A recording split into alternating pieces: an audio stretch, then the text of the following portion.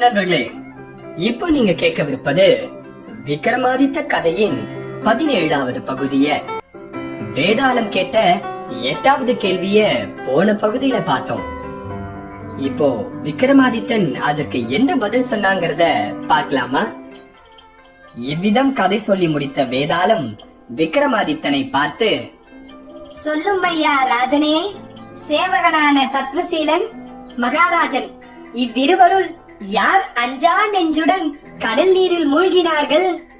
யார் செயல் விசேஷமானது என்று கேட்டது வேதாளம். இருவருள் சத்வசீலனே தைரியசாலி. உண்மையில் அவன்தான் விளைவு என்ன ஆகும் என்பதை அறியாமல் முதலில் துணிந்து கடல் நீரில் குதித்தான். அரசனோ எல்லாவற்றையும் நன்றாக அறிந்து கொண்டு ஒரு காரியம் கை கூடுவதற்காகவே குதித்தான். அன்றியும் பாதாள கன்னிகையை மணப்பது தனக்கு பொருத்தமில்லை என்று கருதியே அவன் அந்த பெண்ணின் மையலை ஏற்றுக்கொள்ளவில்லை. இதனால் சத்வசீலனே உயர்ந்தவன் என்று விக்ரமாதித்தன் விடையளித்தான். மறுபடியும் வேதாளம் கட்டவிழ்த்துக் கொண்டு முருங்க மரத்தில் தொற்றிக் கொண்டது. வேதாளம் கூறிய 9வது கதை, மணிமான் கதை. புவிஷபுரம் என்ற பட்டணத்தை கிரகபுஜன் என்று ஒரு மகாராஜன் ஆண்டு வந்தான். அவனுக்கு மணியகிசை என்று அழகில் நிகரற்றவளான ஒரு குமாரி இருந்தாள். அவளை அறிவில் நிகரற்றவனும் சகலவிதமான வித்தைகளிலும் பாஷைகளிலும் தேர்ச்சி பெற்றவனுமான ஒருவனுக்கே விவாகம் செய்து கொடுக்க வேண்டும் என்று வேந்தன் எண்ணியிருந்தான். அப்போது சகல கல்விகளிலும் பாஷைகளிலும் தேர்ந்த மணிமான் என்ற அரசன் ஒருவன் அறிவில் நிகரற்றவனான தான் அழகில் நிகரற்றவளான ஒருத்தியை அடைய வேண்டும் என நிச்சயித்து கிரகபுஜன் மன்னனின் குமாரியை தனக்கு கல்யாணம் செய்து கொடுக்கும்படி கேட்டான். கிரகபுஜ மன்னனும் அவனுடைய வித்தைகளை எல்லாம் பரிசோதித்து பார்த்து தனக்கு திருப்திகரமாக இருக்கவே தன் குமாரத்தியை அவனுக்கு மனம் முடித்து கொடுத்தான்.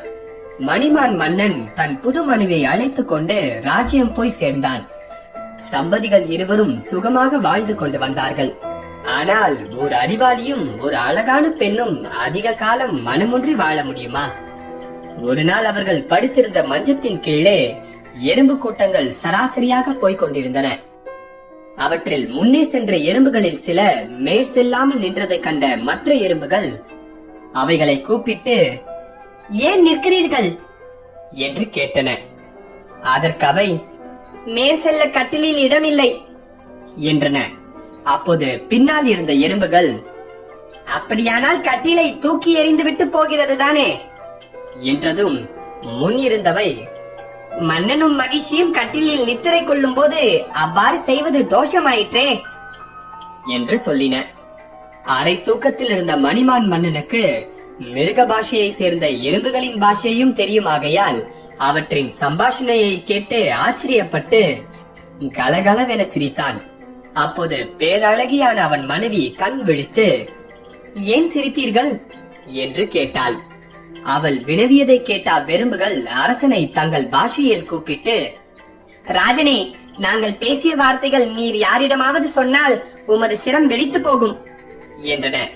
அதை கேட்ட அவன் மனைவியின் கேள்விக்கு பதில் சொல்லாமல் விசாரத்துடன் இருக்கையில், ஏன் சிரித்தீர்கள் என்று நச்சரித்துக் கொண்டே இருந்த அவள் மறுபடியும் அவனை பார்த்து, நான் கேட்டதற்கு ஏன் ஒன்றும் சொல்லவில்லை?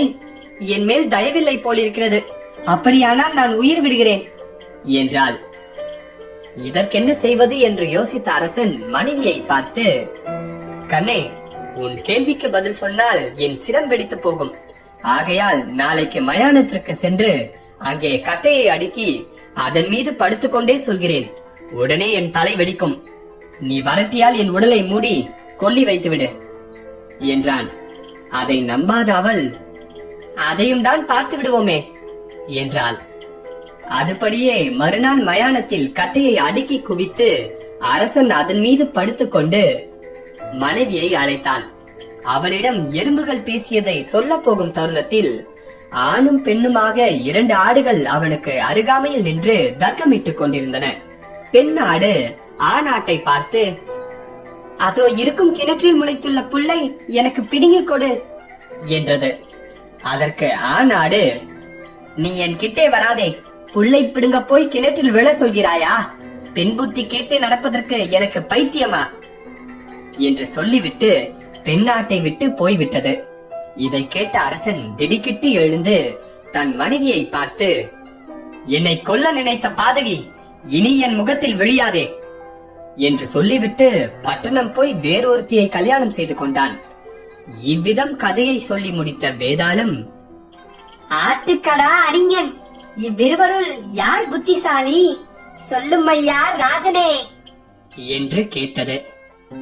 சொல்லுங்க நண்பர்களே, ஆட்டுக்கடா அந்த அறிஞன், இவங்க 2 பேர்ல யார் புத்திசாலி? பதில் தெரிஞ்சா சொல்லுங்க. விக்ரமாதித்தன் சொன்ன பதில நான் அடுத்த பாகத்துல சொல்றேன்.